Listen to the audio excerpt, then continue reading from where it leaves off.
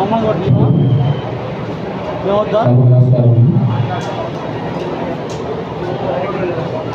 Congress party Rahul Gandhi గారి నాయకత్వంలో అలాగే శిల్వారెడ్డి గారి నాయకత్వంలో మా జిల్లా అధ్యక్షుడు దుర్గా అజయ్ కుమార్ గారి నాయకత్వంలో కాంగ్రెస్ పార్టీని గుంటూరు జిల్లాలో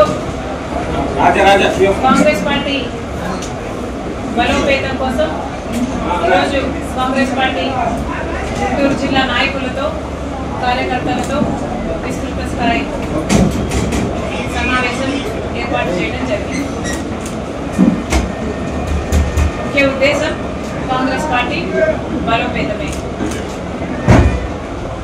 మున్ముందు కాంగ్రెస్ పార్టీ కార్యాచరణ ఎలా ఉండబోవాలి, ఏ కార్యక్రమాలు చేపట్టాలి, బర్నింగ్ ఇష్యూస్ ఏవై ఉన్నాయి, నాయకులకు కానీ కార్యకర్తలకు కానీ ఏమైనా ఇబ్బందులు ఉన్నాయా, వాళ్ళ అభిప్రాయాలను వాళ్ళ సూచనలను అన్నిటినీ తీసుకోవడానికి కాంగ్రెస్ పార్టీ అధ్యక్షురాలిగా ప్రతి జిల్లాలోనూ ఇదే పర్యటన చేస్తున్నాం. ఈ జిల్లాకు ఈ పూట రావడం జరిగింది. నిన్న చంద్రబాబు గారు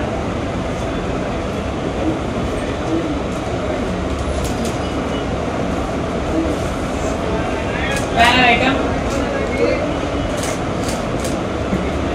చేసిన మంచి చెబుతామన్నారు.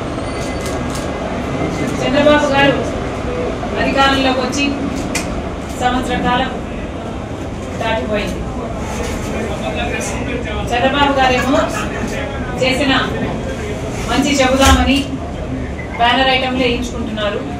కానీ జనము ఓట్లేసి చంద్రబాబు గారిని గెలిపిస్తే మంచి కాదు, మమ్మల్ని ముంచారు అని జనాల అభిప్రాయంగా ఉంది. ముంచిన వాళ్ళే మంచి చేస్తాం లేక మంచి చెప్పుకుంటాం అని చెప్తున్నారంటే దయాలు వేదాలు వర్ణిస్తున్నట్టే.